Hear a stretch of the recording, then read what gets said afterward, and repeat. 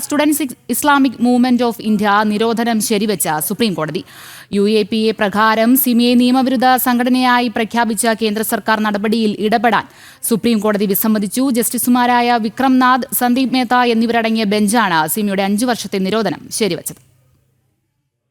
Islamic movement of India എന്ന സിമിയെ നിയമവിരുദ്ധ സംഘടനയായി പ്രഖ്യാപിച്ച് നിരോധിച്ചത് UAPA ട്രിബ്യൂണലാണ്. 2024 ഫെബ്രുവരിയിലാണ് ട്രിബ്യൂണൽ 5 വർഷത്തേക്ക് നിരോധനം നീട്ടി ഉത്തരവായത്. ഇതിനെ ചോദ്യം ചെയ്ത് സമർപ്പിച്ച ഹർജി പരിഗണിക്കാൻ സുപ്രീം കോടതി വിസമ്മതിച്ചു. ഇന്ത്യയുടെ മോചനം ഇസ്ലാമിലൂടെയെന്നും ദേശീയത തകർക്കുക, ഖിലാഫത്ത് സ്ഥാപിക്കുക, രാജ്യത്തെ അമുസ്ലിങ്ങളെ ബലപ്രയോഗത്തിലൂടെയോ അല്ലാതെയോ പരിവർത്തനം ചെയ്യുക എന്ന പ്രഖ്യാപിത ലക്ഷ്യത്തോടെ സ്ഥാപിച്ച സിമിയുടെ നിരോധനം ജസ്റ്റിസുമാരായ വിക്രംനാഥ്, സന്ദീപ് മേത്ത എന്നിവരടങ്ങിയ ബെഞ്ച് ശരിവെക്കുകയായിരുന്നു. 2001 അടൽ ബിഹാരി വാജ്പേയി സർക്കാരിന്റെ കാലത്താണ് സിമിയെ ആദ്യമായി നിയമവിരുദ്ധ സംഘടനയായി പ്രഖ്യാപിച്ചത്. അതിനുശേഷം നിരോധനം 5 വർഷത്തെ ഇടവേളകളിൽ നീട്ടിക്കൊണ്ടിരുന്നു. ജമാഅത്തെ ഇസ്ലാമിയുമായി സഹകരിച്ച് 1977 അലിഗഡ് മുസ്ലിം സർവകലാശാലയിൽ സ്ഥാപിതമായ സിമി 1993 സ്വതന്ത്ര സംഘടനയായി പ്രഖ്യാപിച്ചു. 2008 കാലഘട്ടത്തിൽ രാജ്യത്ത് നടന്ന സ്ഫോടന പരമ്പരകളിൽ സിമിയുടെ സാന്നിധ്യം വ്യക്തമാണ്.